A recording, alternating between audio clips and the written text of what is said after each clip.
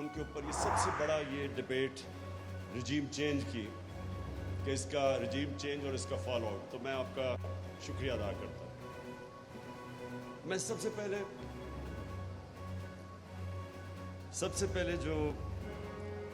तो सारे स्पीकर्स का जो उन्होंने तबसरे किए मैं सिर्फ अप्रिशिएट करना चाहता हूँ कि सब ने मुख्तसर पहलुओं के ऊपर बात की जो रजीम चेंज के इफ़ेक्ट्स आए हैं मुल्क में। इमरान रियाज ने बात की कि जिस तरह मीडिया के ऊपर अब किसी भी जमहूरियत में ऐसा प्रेशर नहीं डाला गया जो इस दौर में मीडिया के ऊपर प्रेशर है। और उसके बाद शोएब आपने शुरू में ही जो प्रॉब्लम्स बता दिए कि हमें डिफरेंट एरियाज़ में किस तरह के प्रॉब्लम्स हैं। देखिए, मैं जो सबसे पहले बात करना चाहता हूँ वो ये कि पाकिस्तान किसी वजह से बना था, और अगर आप इसकी पीछे चले जाएं पाकिस्तान के बनने के, तो उसकी जो सबसे बड़ी वजह क्या थी, आज़ादी चाहते थे लोग। इलामा इकबाल की जो सारी कोशिश थी कि गुलामी से लोगों को आज़ाद करें, ज़हनी गुलामी से। कायद आज़म का ये कहा जाता था कि गुलाम हिंदुस्तान में एक आज़ाद ज़हन था, और उनकी कोशिश सारी जो स्ट्रगल थी वो ये थी कि हम अगर हिंदुस्तान में रह गए तो हम आज़ाद नहीं होंगे। और जो कायद आज़म की ख़ास तौर पे हमें उनकी ब्रिलियंस के ऊपर सोचना चाहिए कि वो तब ये प्रेडिक्ट कर रहे थे कि एक दिन नरेंद्र मोदी का हिंदुस्तान बनेगा जिधर मुसलमानों की कोई हैसियत नहीं होगी। तो इसलिए पाकिस्तान बना था। तो ये इसलिए नहीं बना था कि हम एक गुलामी से निकल के दूसरी गुलामी में आ जाएं। और हमें ये जो नारा था पाकिस्तान का, मतलब क्या, ला इलाहा इल्लल्लाह, ये आज़ादी का नारा है कि जब आप ये दावा करते हैं कि अल्लाह तेरे सिवा किसी के सामने नहीं झुकेंगे, तो ये इंसान को आज़ाद कर देता है ला इलाहा इल्लल्लाह। हम अगर ये दावा करते हैं और इसमें मानते हैं, ये हमारा ईमान का हिस्सा बन जाता है, तो ये नामुमकिन है कि इंसान किसी की गुलामी करे और कबूल करे।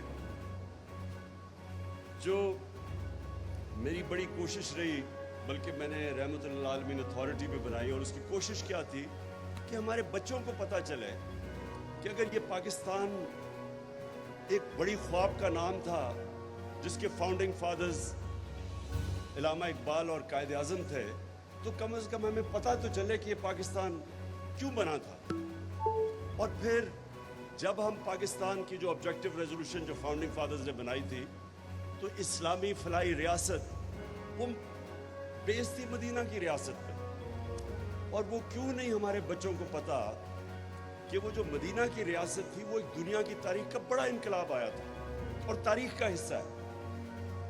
हमारे बच्चों को क्यों नहीं समझ कि वो जब अल्लाह हमें हुक्म देता है कि नबी सल्लल्लाहु अलैहि वसल्लम की सुन्नत पे चलो, तो वो जो मदीना की रियासत थी उनकी सुन्नत थी और वो कि प्रिंसिपल्स पे बनी थी। और जो उसका सबसे बड़ा प्रिंसिपल था, जो शमशाद साहब आपने बताया, वो रूल ऑफ लॉ था। जब उन्होंने कहा कि मेरी बेटी भी अगर जुर्म करेगी तो उसको सजा मिलेगी, जब हमारे नबी सल्लल्लाहु अलैहि वसल्लम ने कहा कि तुम्हारे से पहले बड़ी कौमें तबाह हुई जो छोटे चोर को जेल में डालती थी लेकिन ताकतवर आदमी को एनआरओ दे देती थी, यानी उसको इम्यूनिटी दे देती थी। ये अगर आज आप स्टडी करें डेवलपिंग वर्ल्ड, तो सारी डेवलपिंग वर्ल्ड का ये मसला है। वो ताकतवर को नहीं पकड़ सकते, वो सिर्फ छोटे चोरों को जेलों में डालते हैं। जो फैक्ट आई पैनल की रिपोर्ट है, जो यूनाइटेड नेशन सेक्रेटरी जनरल ने एक फैक्ट फाइंडिंग पैनल बनाई कि क्यों डेवलपिंग वर्ल्ड गरीब होती जा रही है और अमीर मुल्क अमीर होते जा रहे हैं, तो एक जो मेन चीज़ क्या आई सामने कि हर साल 1700 अरब डॉलर गरीब मुल्कों से चोरी होके, मनी लॉन्डर होके अमीर मुल्कों में या ऑफशोर अकाउंट्स में चला जाता है। और उसी पैनल के मुताबिक 7,000 अरब डॉलर पड़ा हुआ है चोरी का गरीब मुल्कों का ऑफशोर अकाउंट्स में, टैक्स हेवंस में। तो जो ये ट्रांसफर ऑफ वेल्थ हर साल होती है, गरीब गरीब हो जाता है, अमीर अमीर हो जाता है, वो क्यों होती है? क्योंकि रूल ऑफ लॉ नहीं है। रूल ऑफ लॉ का मतलब होता है सारों कानून में एक बराबर। तो जब ताकतवर को आप छूट देते रहते हैं NRO 1 या NRO 2, वो मुल्क का कोई मुस्तकबिल नहीं है। हमारे नबी ने कह दिया था कि ये तबाह हो जाएंगी कौमें, और वो तबाही आप एक एक मुल्क देख लें, वो अगर वो तबाह हो रहा है तो उसकी बेसिस पे चले जाए। तो ये जो हमारे सामने लेबनान, बेरूत, सारे मिडल ईस्ट का एक वक्त में दुबई समझा जाता था, सारी दुनिया छुट्टी बनाने बेरूत जाती थी। आज वो लेबनान 70% लोग गुर्बत की लकीर के नीचे चले गए। क्या वजह है उसकी? सारे लोग सड़कों पे, करप्शन है, ताकतवर की करप्शन, वो नहीं पकड़ सकते उसको। तो नंबर 1 गाइडिंग प्रिंसिपल, मैं सिर्फ ये पहले कह दूं क्योंकि मेरे इसी के ऊपर आता हूं अभी जो यहां हुआ है। नंबर 1 रूल ऑफ लॉ, कोई कानून के ऊपर नहीं। नंबर 2 इंसानियत, फलाई रियासत, वो पहली दुनिया की फलाई रियासत बनी थी। और तीसरी चीज जो थी खुददारी। कोई जब आपने ला इलाहा इल्लल्लाह कहा, आप किसी के सामने नहीं झुकते। हमारे नबी सल्लल्लाहु अलैहि वसल्लम ने 637 और 638 में 627 और 628 में एक खत लिखते हैं रोमन एम्परर को, बेजेंटाइन एम्परर को, दूसरा लिखते हैं वो जो पर्शियन एम्परर था। और वहाँ ये नहीं लिखते कि हम अभी हमारे पास पैसे नहीं है, हमारे हालात बहुत बुरे हैं। वो कहते हैं मैं अल्लाह का पैगाम लेके आया हूँ, अपनी बेहतरी के लिए तुम मेरा पैगाम अगर इसके ऊपर अमल करोगे, ये आपकी बेहतरी है। और ये तारीख का हिस्सा है कि 10 साल के बाद कोई सोच तस्वर भी नहीं तब कर सकता था। 10 साल के बाद वो दोनों इनके सामने एम्पायर्स घुटने टेक देते। ह्यूमन हिस्ट्री है ये। तो वो जो अल्लाह हमें हुक्म करता है कि उनकी जिंदगी से सीखो, वो हमारी बेहतरी के लिए है। तो जो बेसिक प्रिंसिपल्स है जिसके ऊपर वो खड़ा हुआ था, मैं जब 18 साल की उम्र में पहली दफा इंग्लैंड गया तो ये मैंने देखा इंग्लैंड के अंदर पहली दफा मैंने फलाई रियासत देखी कि एक आदमी गरीब आदमी है, उसके पास पैसे नहीं है, वो नेशनल हेल्थ सर्विस में जाके मुफ्त इलाज होता था। मैं जब अपनी वालदा को लेके गया, जब उनको कैंसर थी, तो वहाँ मैंने अजीब सीन देखा कि मैं पैसे दे रहा था अपनी वालदा के इलाज में। साथ वाले बिस्तरे पे उनके एक नेशनल हेल्थ सर्विस की एक खातून थी, मुफ्त इलाज हो रहा था उसका, और नर्सेज और डॉक्टर कोई फर्क नहीं कर रहे थे उन दोनों के बीच में। जो हमने बेसिस शौकत खाना में रखा कि वहाँ अल्लाह का करम है, हमने भी यही फैसला किया कि जो भी डॉक्टर्स को नहीं पता होना चाहिए कि कौन पैसे दे रहा है कौन नहीं दे रहा, ताकि दोनों को इक्वल ट्रीटमेंट दें। तो वहाँ देखा मैंने स्कूल्स के अंदर, ग्रामर स्कूल, मुफ्त तालीम मिल रही है, क्वालिटी एजुकेशन, उनके प्राइम मिनिस्टर्स निकले हुए ग्रामर स्कूल से। बेरोजगार हो तो अनएम्प्लॉयमेंट बेनिफिट्स मिलते थे, अदालत में जाए तो लीगल एड मिलती थी, गरीब को प्रोटेक्शन थी, फलाई रियासत थी। और रूल ऑफ लॉ आपके सामने अभी हुआ है कि जब हम 1100 अरब रुपए की छूट दे रहे हैं बड़े बड़े डाकुओं को, वो बरतानिया के अंदर नो कॉन्फिडेंस हो रहा है बोरिस जॉनसन पे। किस चीज पे? कि जी वो उसने कोरोना के दौरान उसने जाके बाहर एक लोगों ने गैदरिंग कर दी और वो इजाजत नहीं थी उसकी। यानी प्राइम मिनिस्टर को वो नो कॉन्फिडेंस ला रहे हैं कि वो उसने कानून तोड़ा, कोई डाका नहीं मारा, सिर्फ उसने वो कानून तोड़ दिया कि उसने लोगों को कहा था कि आइसोलेट करना, और उन्होंने नहीं किया, गैदरिंग कर दी। नो कॉन्फिडेंस मोशन अपनी पार्टी ने पास किया। सो जो रूल ऑफ लॉ और जो इंसानियत वहां मैंने देखी, हमारे मुल्क तो बना ही था हमारे तो जो फाउंडिंग फादर्स की मिशन स्टेटमेंट है, हम तो उसके आसपास भी नहीं कभी आए। हमारे तो ये दो तबके चल रहे थे, रूलिंग क्लास, सारी अपॉर्चुनिटीज उनके हाथ में, छोटे से तबके, बाकी लोगों बेचारों के पास बुनियादी जरूरियात नहीं है। तो अब आ जाए इसके ऊपर, मैं सिर्फ अब रिजीम चेंज की बात करना चाहता हूँ। देखिए, पहले तो मुझे जब मैंने वो साइफर देखा جب تو پہلے میں نے 3 دفعہ پڑھا کہ یہ واقعی میں یہ سچ دیکھ رہا ہوں. آپ نے شمشاد صاحب آپ نے کہا کہ پتہ نہیں اس میں نہیں آپ نے نہیں کہا. جی آپ نے کہا جل صاحب. میں آپ کو بتاؤں کہ میں نے جب پہلی دفعہ پڑھا کہ اگر تم نے نام لے کے ہم نے سنا ہے کہ عمران خان اکیلا کا فیصلہ تھا روس جانے کا. یہ ذرا سنیں, ہم نے سنا تھا کہ یہ عمران خان کا اکیلا فیصلہ تھا, اور وہ ایمبیسڈر کہہ رہے نہیں اس کا نہیں فیصلہ تھا, یہ انسٹیٹیوشنل فیصلہ تھا. وہ آگے سے یہ بتا رہا ہے, اور وہ پھر آگے سے کہتا ہے کہ اگر تم نے اچھا ابھی نو کانفیڈنس موشن ٹیبل نہیں ہوئی اسمبلی میں, وہ 1 دن کے بعد ہوئی ہے. وہ کہہ رہا ہے کہ اگر تم نے عمران خان کو نہ اس میں نو کانفیڈنس کے ذریعے اس کو فارغ نہ کیا تو بڑے کانسیکوینسز ہوں گے پاکستان کے لیے. اور پھر کہتا ہے اور اگر کامیاب ہو گئی تو all will be forgiven, معاف کر دیا جائے گا پاکستان. میری پہلی انسٹنکٹ, پہلے تو میں نے 3-4 دفعہ پڑھا کہ یہ میں واقعی صحیح پڑھ رہا ہوں. پہلا جو میں سوچ رہا تھا کہ کوئی اس طرح کی 22 کروڑ لوگوں کے الیکٹڈ نمائندے کی کوئی ایسی توہین کر سکتا ہے؟ کسی کی جرت ہے کہ اس طرح کا خط کسی کو لکھ دے؟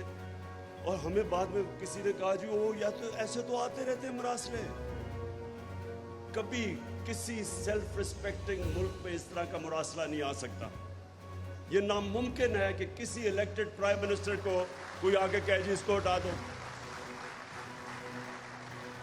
تو یہ کتنی توہین ہے ایک ملک کی. یعنی کس طرح کا ایک عام آفیسر کہہ رہا ہے کہ جی اس کو پرائم منسٹر کو ہٹا دو. تو مجھے دوسری حیرت ہوئی کہ میں پرائم منسٹر ہوں, وہ ایمبیسڈر ہے, فورن آفس میرے نیچے ہے, وہ کس کو حکم دے رہا ہے کہ اس کو ہٹا دو پرائم منسٹر کو.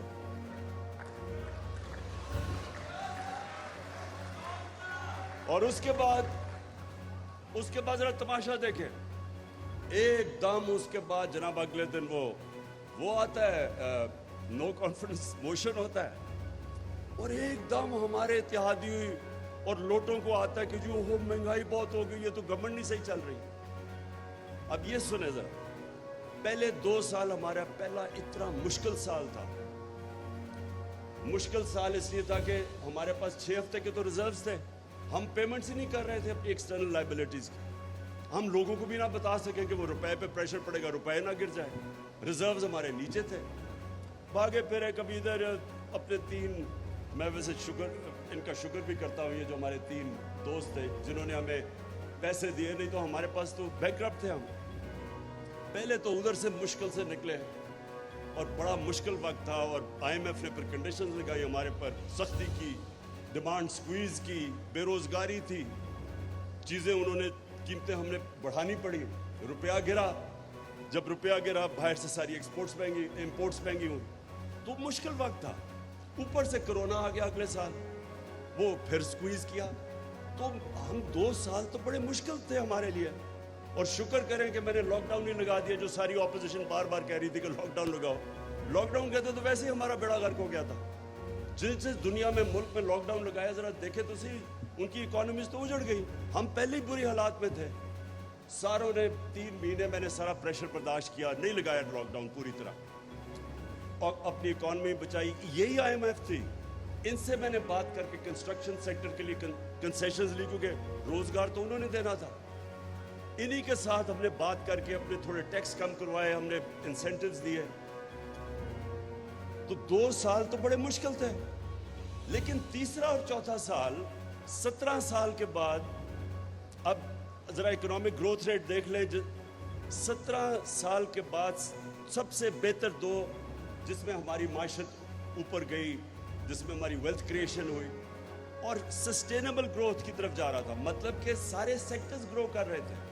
Service sector, industry, large scale manufacturing جب اوپر آتی ہے, اس کا مطلب روزگار بھی ملتا ہے, ویلتھ کریشن ہوتی ہے. اور کنسٹرکشن سیکٹر کے ریکارڈ گروتھ ہوئی. تو ساری, اور پھر زراعت کے اندر جو ہم نے اپنے کسانوں کے لیے انسینٹیوز دیے, اور جو ان کی قیمتیں دلوائیں, اور جو شوگر مافیا پیسے نہیں دیتا تھا کسانوں کو, ان سے زبردستی ان کو کسانوں کو پوری قیمت بھی دلوائی, ٹائم پہ پیسہ دلوایا, انہوں نے انویسٹ کیا. تو ہماری 4.4% ہماری زراعت اوپر گئی. تو ایک سسٹینیبل گروتھ پہ تو پاکستان نکل گیا تھا.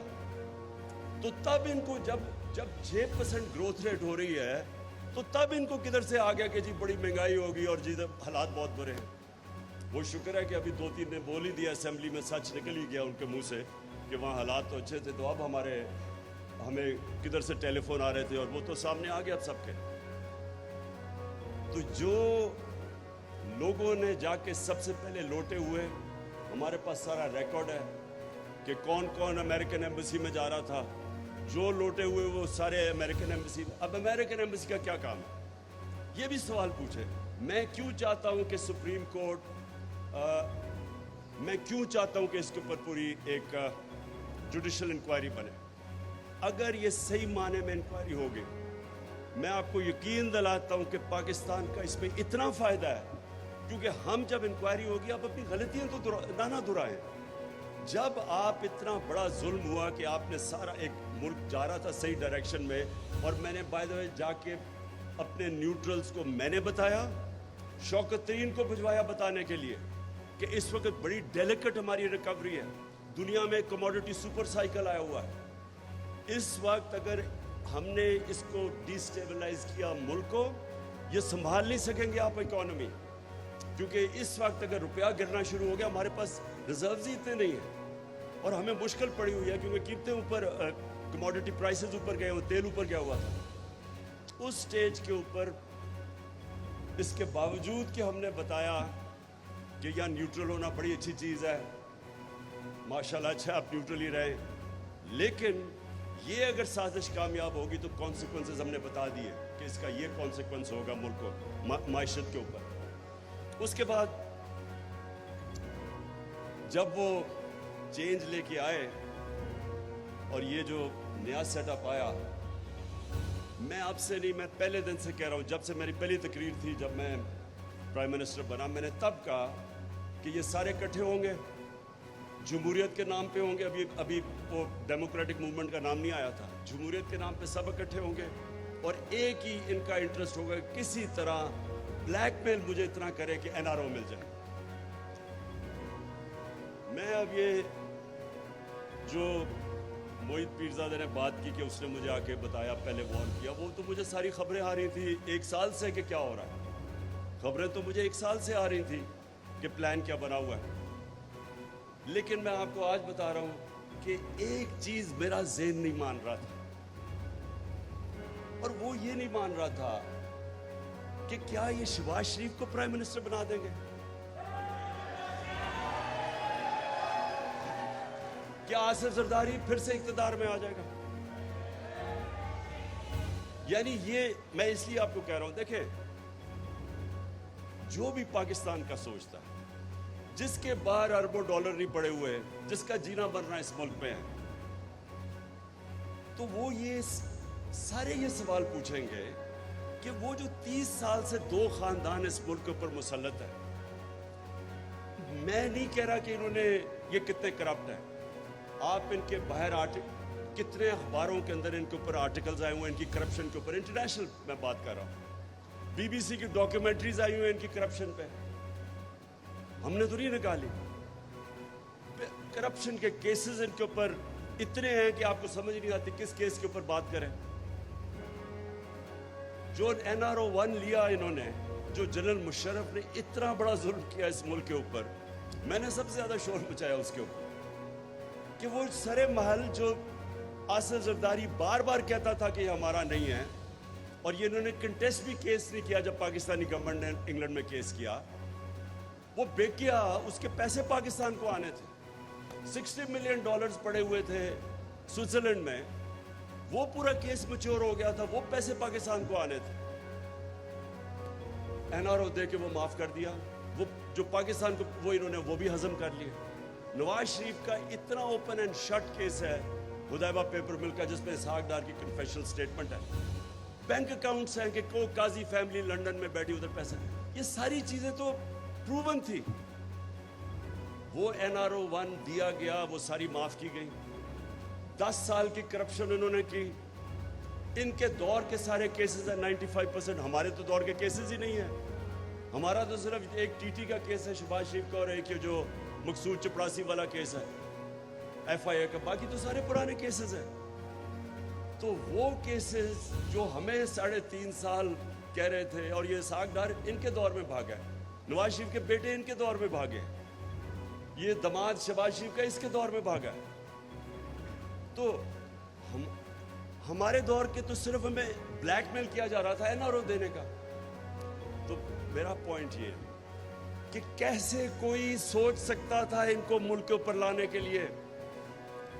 कौन मुल्क के ऊपर इतना जुल्म कर सकता है कि शहबाज शरीफ, जिसको सजा होने वाली थी, अंडर ट्रायल था, इसका केस मैच्योर था, कैसे कोई इस आदमी को इस मुल्क पे मुसल्लत कर सकता?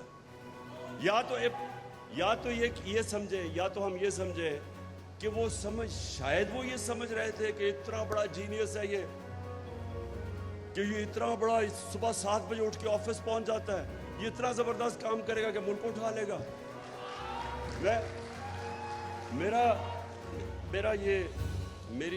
मुझे फिर ये अब थोड़ा शक होना शुरू हो गया कि वो जो 50 अरब रुपया शहबाज शरीफ ने इश्तिहारों पे खर्च किया था, जो सारी डेवलपमेंट इश्तिहारों में थी, वो शायद उससे समझ गए हो, इश्तिहार में इतनी डेवलपमेंट थी, शायद वो इस गलत फहमी में थे कि ये एकदम मुल्क टर्न अराउंड कर देगा। लेकिन क्वेश्चन अब ये, कौन इसकी जिम्मेदारी उठाएगा कि रजीम चेंज के बाद, जिधर अब पाकिस्तान इकोनॉमिक सर्वे के अंदर सारी फिगर्स दी हुई हैं, आप वो पढ़ लें तो उसमें सारी आपकी फिगर्स हैं, जो इस गवर्नमेंट की इकोनॉमिक सर्वे है उसमें एक एक फिगर दी हुई है। पाकिस्तान सारे टारगेट से हमने ज्यादा अचीव किया। पाकिस्तान की तारीख में सबसे ज्यादा टैक्स कलेक्शन हुई है, रिमिटेंसेस हुई हैं, ओवरसीज पाकिस्तानीज ने सबसे ज्यादा पैसा भेजा है। हमारी जो असल में मुल्क तब तरक्की करता है जब उसकी एक्सपोर्ट्स ऊपर जाती है। नून लीग के 5 साल में तो एक्सपोर्ट्स शायद ही ऊपर हिली नहीं, वहां से वहीं की वहीं फंसी हुई थी, हमारी रिकॉर्ड एक्सपोर्ट्स थी। और जो फिर से मैं कह रहा हूं, ज़राअत जो तरक्की की, तो जब एक मुल्क उधर जा रहा था और आज महंगाई आसमानों पे और इकोनॉमी नीचे, कौन जिम्मेदार है इसका? कौन? जो एक मिनट, तो मैं इसलिए कह रहा हूं कि ये जो, अगर हमने पाकिस्तान में इस तरह की चीजें आगे से रोकनी है, ये बड़ा ज़रूरी है। प्रेसिडेंट ऑफ पाकिस्तान ने सुप्रीम कोर्ट को लिखा हुआ है कि इन्वेस्टिगेट करें, वो साइफर भी भेजा हुआ है कि इसके ऊपर इन्वेस्टिगेट तो करें, ओपन इंक्वायरी करें इसके ऊपर, ताकि आगे से ये चीज़ें ना हो, ताकि मुल्क कम से कम हमें पता तो चले कि कौन जिम्मेदार है।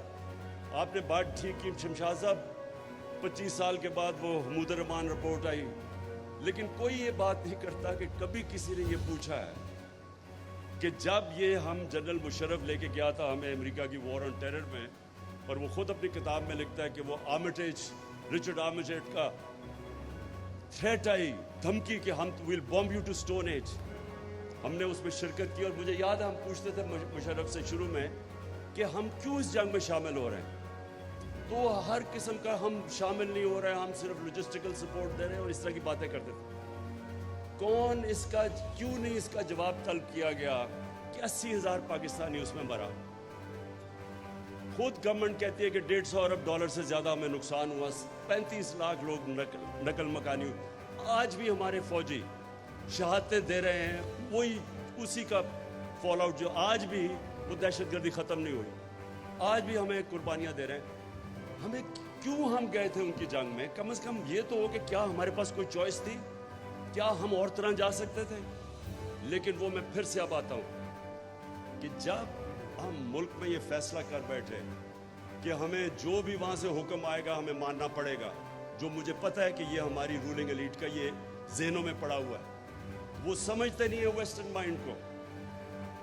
मैं ये समझता हूं कि मेरा इन सबसे बहुत बेहतर अंडरस्टैंडिंग है मगरबी सोच की ना, टाइम भी मैंने गुजारा और सब कुछ, और अंदर से उनके लोगों को जानता हूं। मैं ये समझता हूं कि यहाँ एक गलत फहमी है कि जब हम उनके सामने उनकी हर बात मानते रहेंगे वो हमारे साथ और दोस्ती कर लेंगे।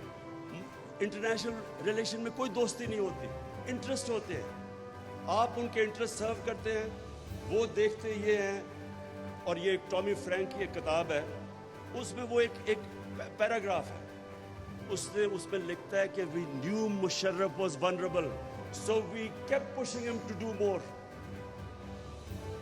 ایک لکھتا ہے ایک مائیکل شور جو اس سارے ایریا کا CIA چیف تھا, وہ بھی پڑھنے والا ہے, اس کا ایک آرٹیکل ہے ہفنگٹن پوسٹ میں 2008 کے قریب. وہ کہتا ہے کہ مشرف سے اتنے ہمارے امریکنوں کے اتنے ڈرٹی کام نہ کرواؤ, یعنی وہ کام نہ کرو اگینسٹ پاکستان's نیشنل انٹرسٹ, ملک کے مفادات کے اگینسٹ اس طرح کے کام نہ کرواؤ, کہیں ہمارا اتنا بڑا ایلائی ہے یہ پاکستانی لوگ اس کو ہٹائی نہ دیں. یعنی وہ, اور وہ کہہ رہا ہے کہ قبائلی علاقے میں اس نے سول وار کروا دی, وہ لکھتا ہے اس میں, اور اس نے اپنے لوگوں کو اپنے خلاف کر دیا ہماری خدمت کرتے ہوئے. تو ہم یہاں بار بار ثابت کر رہے تھے کہ جی یہ ہماری جنگ ہے اور یہ اور وہ, تو کبھی اس کے اوپر ہوا ہے ایک ملک کتنی بھاری اس کی قربانی دے, اس کے بعد ایک لفظ اپریسیشن کا نہ امریکنوں سے جن کے لیے قربانی دی ہے. بلکہ اس کے علاوہ آپ دیکھیں ہر وقت کے two face double game Pakistan, یعنی برائی سنی ہماری. تو کیوں ہم نے کبھی اسیس کیا ہے کہ اتنا بڑا ملک کو نقصان پہنچا؟ اور اس کی بھی یہ وجہ تھی کہ جو لوگ اس میں ملوث تھے, جو لے کے گئے تھے, وہ چاہتے ہی نہیں انکوائری. اور آج بھی جو طاقتور ہے, وہ جو بینیفیشریز ہیں یہ جو رجیم چینج کے, وہ کوئی نہیں چاہتا کہ انکوائری ہو اس کے اوپر. لیکن انکوائری اس ملک کے مستقبل کے لیے ضروری.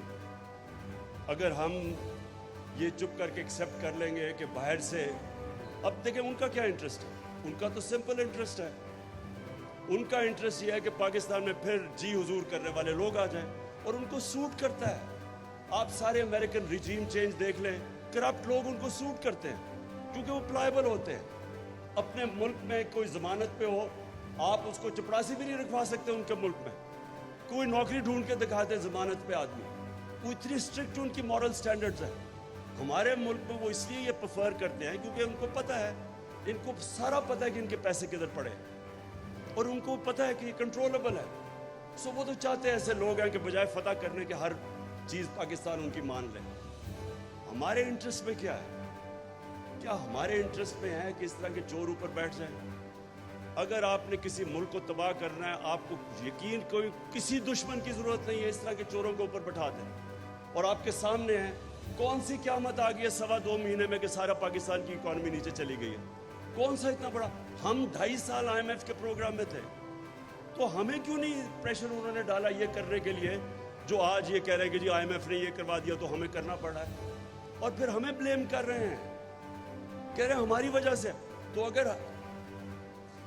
اگر ہمیں اب ذمہ دار ٹھہرا رہے ہیں تو اتنی محنت کر کے حکومت ہٹائی کیوں آپ نے؟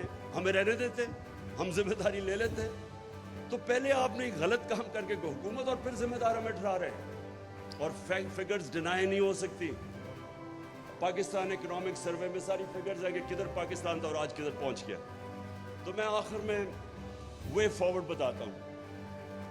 دیکھیں اس کا صرف ایک ہی راستہ ہے, کوئی اور چیز کریں گے ہم اپنے ملک کو مزید اور دلدل میں پھنساتے جائیں گے. اس ایک چوروں کے یہ ٹولے کو اوپر مسلط کرنے کے لیے جو حکومت اب چیزیں کر رہی ہے, یہ صرف اور صرف ان کو اوپر رکھے گی سارے ملک کے اداروں کو تباہ کر کے. ملک جو ہوتے ہیں وہ چلتے ہیں اداروں کے اوپر, اور ادارے چلتے ہیں رول آف لا پہ. جب آپ ملک کے ادارے اور رول آف لا تباہ کریں گے تو اصل میں آپ ملک کا مستقبل تباہ کرتے ہیں. اب ان کو اوپر رکھنے کے لیے رول آف لا بھی تباہ ہو رہا ہے.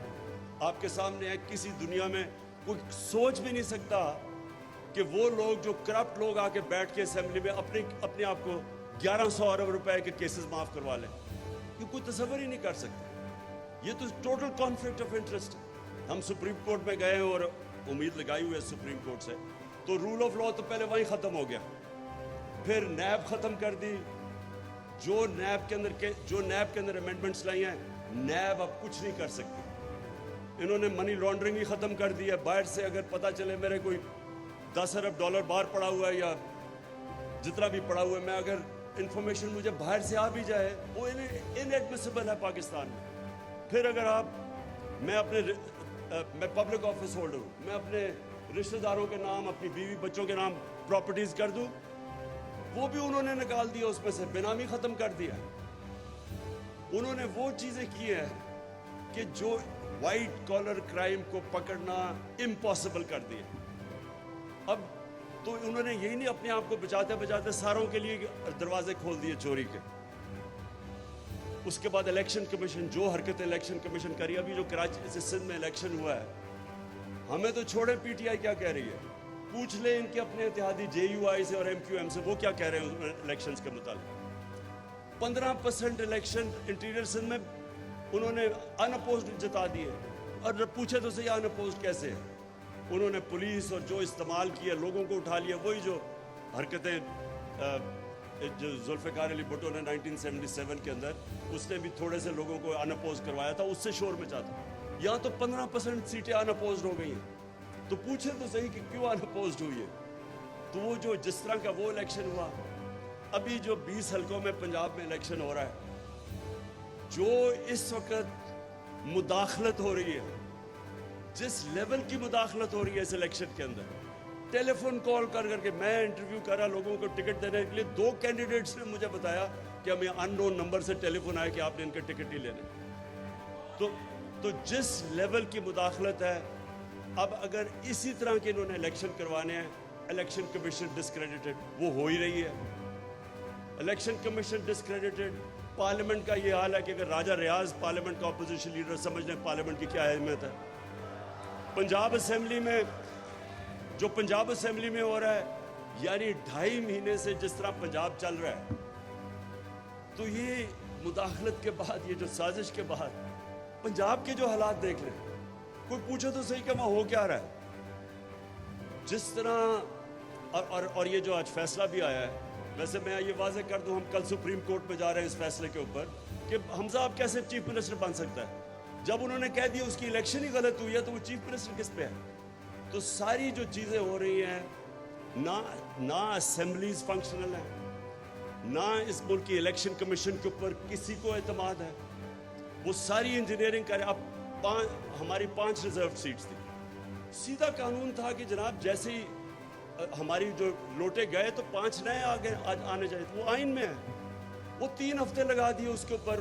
فائنلی ہائی کورٹ سے فیصلہ آتا ہے کہ ان کو ریسٹور, یہ 5 reserve seats 2 P T I کو. ابھی تک بیٹھے ہوئے الیکشن کمیشن, ہمیں مل ہی نہیں رہی. تو اتنی لیول پہ جا رہے ہیں یہ انجینئر کرنے کے لیے, اس سیٹ اپ کو انجینئر کرنے کے لیے.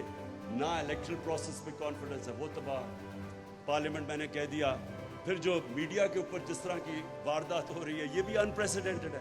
میڈیا کو دبانے کے لیے, آوازوں کو دبانے کے لیے, یہ کوئی کامیاب نہیں ہوگا. یہ جو بھی یہ کر رہے ہیں, یہ روک ہی نہیں سکتے آج پاکستان جس طرف جا رہا ہے. صرف اور صرف جو بھی کوشش کر رہا ہے اس سیٹ اپ کو مسلط کرنے کے لیے, وہ اپنے آپ کو ڈسکریڈٹ کر رہا ہے, وہ پاکستان کو نقصان پہنچا رہا ہے, وہ اداروں کو ڈسکریڈٹ کر رہا ہے. اور ایک ہی راستہ اس پہ, جو بھی آپ دیکھ لیں, ایک راستہ اس پہ سے کہ فری اینڈ فیئر الیکشنز کروائے جائیں. اور فری اینڈ فیئر الیکشنز کا مطلب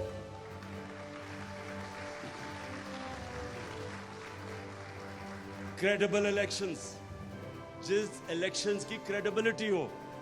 وہ الیکشن نہ یہ جو بھی اس وقت پنجاب میں ہو رہا ہے, یہ جو سندھ میں الیکشن کروائے گئے ہیں, اس الیکشن سے مزید اور انتشار بڑھے گا.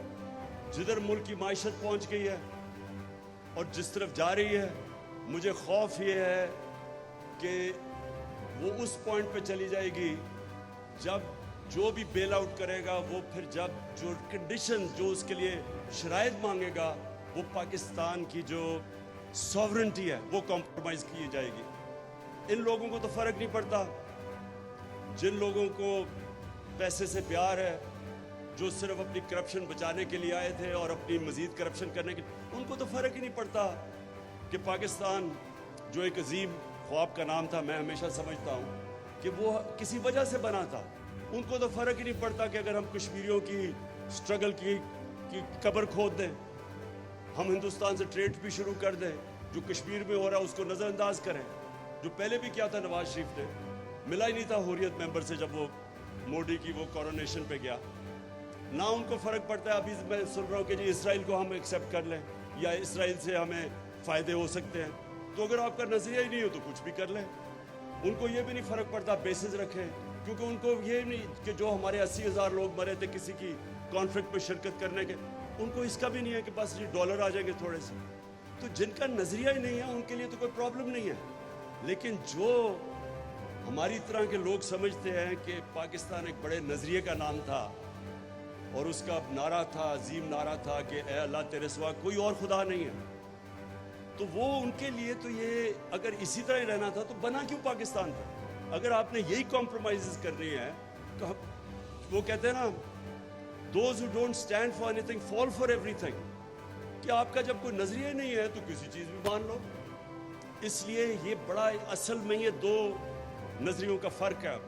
एक ये वो मटीरियल्स जो ज़ात के लिए आए हैं, जो 30 साल से बैठे हुए दो ख़ानदान, जिनको कोई फ़र्क नहीं पड़ा कि एम एल कांसी को पकड़ा दो, उनको कोई फ़र्क नहीं पड़ा जब वो रमज़ी यूसुफ को पकड़ा दो, उनको पाकिस्तान के कानून बाईपास करके, कोई फ़र्क नहीं पड़ा जब वो रेमंड डेविस ने दो लोगों को गोलियां मार दी मुजंग शहर के बीच में, उसको वापस दे दो। उनको तो कोई फ़र्क ही नहीं पड़ता। यहाँ जब 400 ड्रोन अटैक हुए इन दोनों के दौर में, कोई शर्म नहीं इनको आई कि कभी कोई दुनिया इजाज़त देती है जज, जूरी और एग्जीक्यूशनर किसी को बनने के लिए कि आप ही फैसला करें। 8,000 दूर आदमी बैठ के कंप्यूटर गेम से लोग मार रहे हैं यहाँ पाकिस्तान में, और ये दोनों लीडर चुप करके बैठे हुए थे। इनको क्या फ़र्क पड़ता है इससे? फ़र्क तो उन लोगों को पड़ता है जो समझते हैं, और जो अक्सरियत है इस मुल्क की। इस मुल्क की अक्सरियत बिलीव करती है नज़रिया पाकिस्तान में। आज जो ये लोग निकले हैं, मैं आपको खुद बताऊं कि मैं खुद हैरान था जिस तरह पब्लिक निकली है, लेकिन मैंने इस नतीजे पे आ गया हूं कि जो अक्सरियत है इस मुल्क की, वो अभी भी उस ख्वाब के पीछे है। ये ऊपर है जो थोड़ी सी एक एलीट, जो करप्ट एलीट हो चुकी है, जिसका सिर्फ ज़ाती मफादात के लिए वो समझते हैं पाकिस्तान बना। ये सिर्फ उनका इशू है, बाकी अवाम अभी भी बिलीव करती है इस नज़रिए पे। और लास्ट चीज़, मैं एक आपके लिए एयाज आखिर में ये एक आपने बात की एक्सटेंशन की, मैं इसी के ऊपर अपनी तकरीर ख़त्म करता हूँ। देखें, मैंने बड़ा ज़िंदगी में एक आम सा आदमी हूँ, बड़ी गलतियाँ की हैं ज़िंदगी में, लेकिन मैंने जो क्रिकेट के अंदर मैं बाकियों से आगे इसलिए निकला कि मैं हमेशा अपनी गलतियों की एनालिसिस खुद करता था, अपना सबसे बड़ा क्रिटिक था, और हमेशा कोशिश करता था कि जो मैं गलती करता हूँ उसको करेक्ट किया जाए। और मैं ये दुनिया में किसी भी इंसान की, माशरे की, इदारे की प्रोग्रेस में सिर्फ एक ही तरह प्रोग्रेस करता है कि अपनी एनालिसिस करे, अपनी गलतियाँ दूर करे और फिर वो आगे बढ़ता है। मैंने ये 3.5 साल जो हुकूमत में बैठा, अल्लाह ने मौका दिया, ये थे मेरे सबसे मुश्किल 3.5 साल ज़िंदगी के, लेकिन इन्होंने मैंने बड़ी चीज़ें सीखी। और मैं ये समझता हूँ कि जब इतने बड़े चैलेंजेस थे, क्योंकि चैलेंज बहुत बड़ा था, क्योंकि एक क्राइसिस तो था नहीं। हर रोज सुबह उठते थे, अच्छा जी वो उधर PIA बैंक, रेलवे का ये, हर दूसरे दिन कोई नया क्राइसिस होता था कि पैसे नहीं है जी अपने।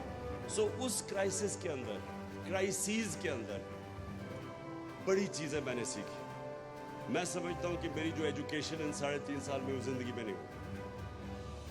एक सिर्फ मैं आपको चीज़ बताऊँ कि मैंने ये सारी चीज़ें नोट की, ये जो आप अपने अभी बात की मुदाखलत की, बिल्कुल ये आप ठीक कहते हैं, एक्सटेंशन की, कि हमेशा मुल्क इदारा तरक्की करता है रूल ऑफ लॉ पर। आज शौकत खानम एक इंटरनेशनल लेवल के 2 हॉस्पिटल्स हैं, वो सिर्फ रूल ऑफ लॉ पे तरक्की करते हैं, मेरिटोक्रेसी पे करते हैं। आज चाइना की जो सबसे बड़ी वजह तेज़ी से ऊपर आने की, उनकी बड़ा ज़बरदस्त इलेक्ट्रल पॉलिटिक्स, इलेक्ट्रल डेमोक्रेसी नहीं है, लेकिन मेरिटोक्रेसी का ज़बरदस्त सिस्टम है। मेरिटोक्रेसी और रूल ऑफ लॉ साथ साथ जाते हैं। लेकिन हमारा मसला ये था कि इतने ज़्यादा प्रॉब्लम्स थे कि मैं सुबह उठ के हमेशा सोचता था कि आज मैंने कितने प्रॉब्लम्स को डील करना है, कि मैंने फिर प्रायोरिटाइज करता था कि आज मैं सिर्फ ये प्रॉब्लम्स को डील करूंगा, क्योंकि आप सारों को तो कर ही नहीं सकते थे। मुल्क के अंदर एक इंस्टीट्यूशनल ब्रेकडाउन है, और वो आया 30 सालों से देर से आ रहा था। जब आप मार्शल लॉ लगाते हैं तो सबसे पहले इदारे ख़त्म हो जाते हैं, रूल ऑफ लॉ ख़त्म होता है। और जो हमारे डेमोक्रेट्स थे उन्होंने कभी भी उनका रूल ऑफ लॉ इशू नहीं था। Relaxation of all the rules तो नवाज शरीफ ने शुरू किया था। Relaxation of all the rules means rule of law को तोड़ना। सो जो मुल्क के मसले थे जो मैंने स्टडी करता गया over the period of time, मैं आपको ये कह दूं कि ये आप बात बिल्कुल ठीक कह रहे हैं, लेकिन वो जो कॉन्टेक्स्ट में मैं ऑपरेट कर रहा था मुझे बड़ा केयरफुली देखना पड़ता था कि ये मसले हैं और मैं सारे नहीं डील कर सकता एक वक्त। तो फिर मुझे पिक एंड चूज़ करना पड़ता था, प्रायोरिटाइज करना पड़ता था। और हम वापस देखता हूँ बहुत चीज़ बेहतर कर सकते थे, बड़ी चीज़ें और बेहतर कर सकते थे, लेकिन उस सारों के बावजूद जो क्राइसिस थे, मैं ये समझता हूँ कि बैंकरप्ट इकोनॉमी, कोविड-19 जो एक दुनिया में 100 साल में एक दफ़ा क्राइसिस आता है, उसके अंदर से हम जो स्टेयर किया, और फिर ये सुपर साइकिल कमोडिटी का और यूक्रेन की वजह से, अगर आज मैं पीछे देखूं तो जब मैं शुरू किया था 3.5 साल पहले, और मैं एंड में देखूं कि जो आज इकोनॉमिक सर्वे में पाकिस्तान की ऑल राउंड ग्रोथ थी, IMF ने भी कहा सस्टेनेबल ग्रोथ थी, अगर ये हो सकती तो मैं समझता हूँ कि ये इस कॉन्टेक्स्ट में हमारा बड़ा कामयाब, बेयरिंग इन माइंड जितने क्राइसिस थे, 17 साल में सबसे ज़्यादा बेहतर इकोनॉमिक ग्रोथ पिछले 2 साल में हुई थी। मैं समझता हूँ कि ये हमारी बहुत बड़ी कामयाबी थी। Thank you ji.